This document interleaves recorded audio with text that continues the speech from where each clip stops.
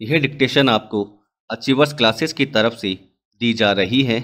आपकी डिक्टेशन अगले 3 सेकंड में शुरू होगी।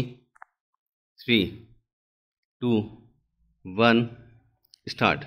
महोदय, भगवान बुद्ध ने अपने शील में इन सभी गुणों पर यथोचित बल दिया है और व्यवहार की दृष्टि से उनका विवेचन किया है।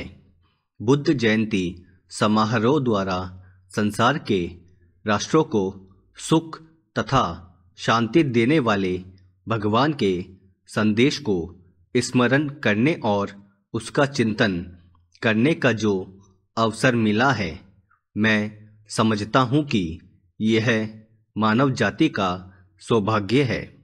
मेरी यह धारणा है कि निजी सुख और शांति के हित में मानव उस संदेश की ओर अधिकाधिक ध्यान देगा।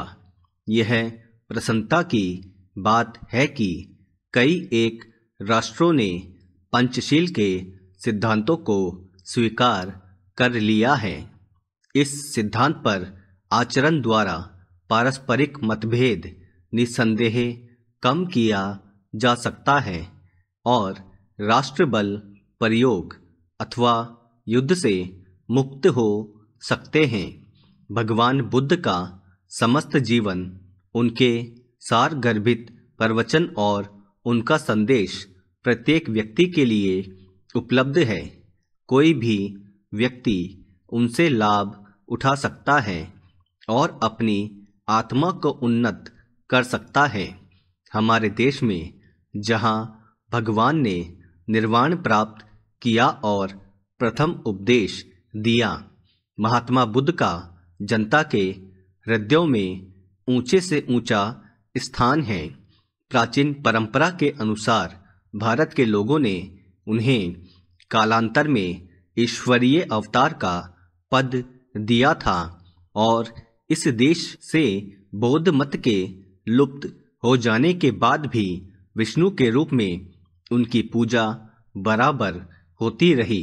भगवान बुद्ध की विचारधारा तथा उनके सदुपदेश का हिंदू विचारधारा पर गहरा प्रभाव पड़ा है और बौद्धशील आज भी हिंदू धर्म का एक अंग है।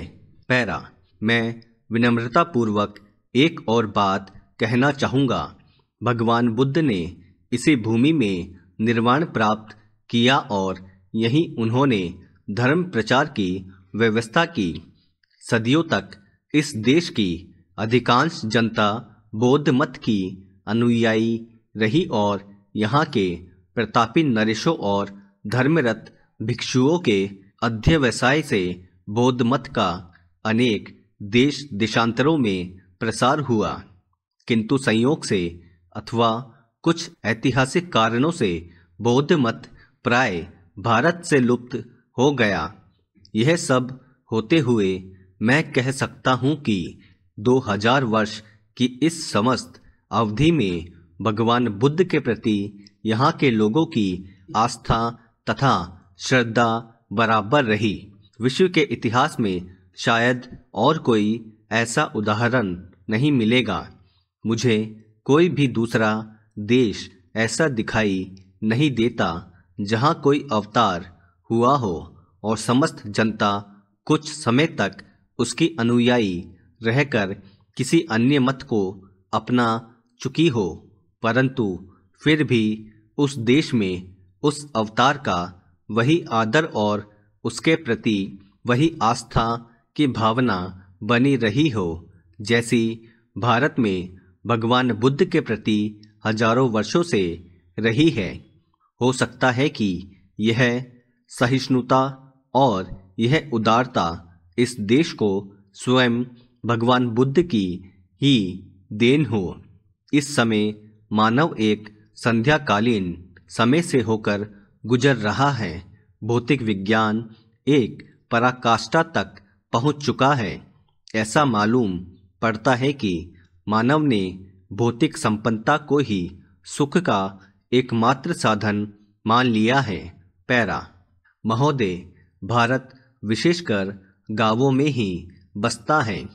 और यद्यपि इन दिनों शहरी जनसंख्या बड़ी तेजी के साथ बढ़ रही है, पर यह आज भी सच है कि भारत ज़्यादातर गांवों में ही बसता है।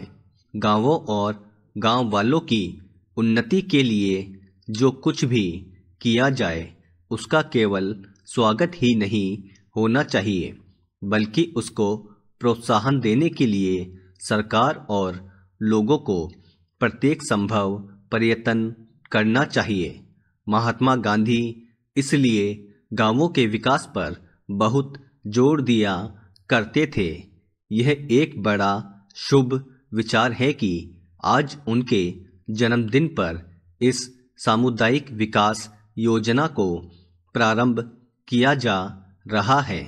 इस देश में सामुदायिक विकास और सामुदायिक योजना नए शब्द हैं, पर यह विचार बहुत पुराना है।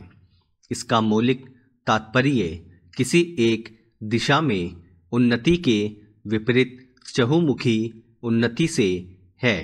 अधिक अन्न उपजाऊ संबंधी कार्यक्रम से तथा विभिन्न राज्य सरकारों और गैर सरकारी संस्थाओं द्वारा देहात सुधार के क्षेत्र में किए गए कार्य के हमारे अनुभव से यह सिद्ध हो चुका है कि देहाती जीवन के सभी पहलू एक दूसरे से संबंधित है, और यदि एक एक पहलू को अलग अलग लिया जाए तो स्थायी परिणाम प्राप्त नहीं हो सकता।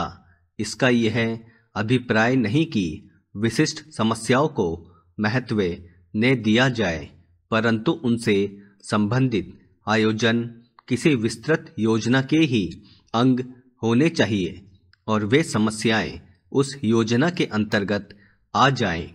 इस काम में सफलता तभी मिल सकती है जब सरकारी व्यवस्था, गैर सरकारी नेतृत्व और जनता के उत्साह में परस्पर सहयोग हो और खेती, शिक्षा, स्वास्थ्य, सफाई, पशु सुधार तथा बेकारी दूर करना इत्यादि सभी प्रकार के काम एक साथ हाथ में लिए जाएं। महात्मा गांधी की प्रेरणा से उनके अनुयायियों ने देश के अनेक भागों में इस प्रकार के काम बहुत निस्वार्थ भाव से किए हैं और दूसरी संस्थाओं तथा व्यक्तियों ने भी इस दिशा में बहुत कुछ किया है, लेकिन पर्याप्त धन और यथेष्ट मात्रा में विशिष्ट काम करने वाले ने मिलने के कारण उनका विस्तार न तो उतनी दूर तक हुआ और न उतनी तेजी के साथ हुआ जितना हम चाहते थे। भारत और अमेरिका के बीच जनवरी 1952 में हुए प्राविधिक सहयोग समझौते से इस दिशा में उन्नति की नवीन संभावनाएं पैदा हो गई है। पैरा, मेरा बराबर यह विश्वास रहा है कि भारतीय किसान खेती के काम में कुछ नौसिखिया नहीं और उसे इसका कई पीढ़ियों का अनुभव है। बिहार के किसानों ने पिछले 20 वर्षों में जिस तेजी के साथ नए प्रकार के गन्ने की खेती अपना ली है, उससे यह बात प्रमाणित हो जाती है कि भारतीय किसान लकीर का फकीर नहीं, जो नए सुधरे हुए तरीकों को अपनाना नहीं चाहता। इसलिए आवश्यकता इस बात की है कि उसे इस बात का संतोष और विश्वास दिला दिया जाए कि किसी नई पद्धति से या किसी नई किस्म की चीज उपजाने से उत्पादन अधिक होगा। देश के सामने खाद्यान्नों का प्रश्न अत्यंत महत्व का है। स्टॉप। दोस्तों, अगर आप चैनल पर नए हैं तो चैनल को सब्सक्राइब करना ना भूलें और बेल आइकन पर क्लिक करें। Thank you.